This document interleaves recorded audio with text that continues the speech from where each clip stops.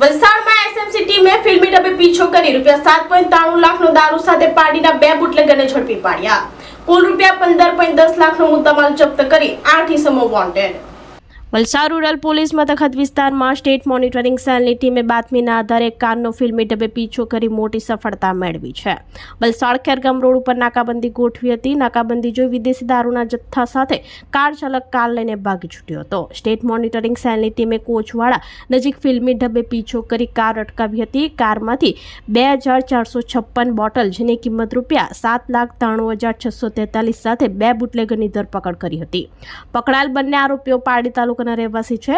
સંપ્રદેશમાંથી કારમાં વિદેશી દારૂનો જથ્થો ભરી આરોપીઓ વિદેશી દારૂનો જથ્થો ડિમાન્ડ મુજબ સપ્લાય કરવા જઈ રહ્યા હતા. પોલીસે કાર સહિત કુલ ₹15.10 લાખનો મુદ્દામાલ કબજે કર્યો હતો.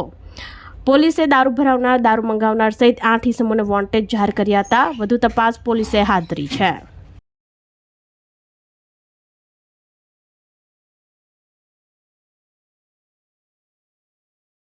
આપણી સંકલ્પ ન્યૂઝ ચેનલને સબસ્ક્રાઇબ અને લાઇક કરો.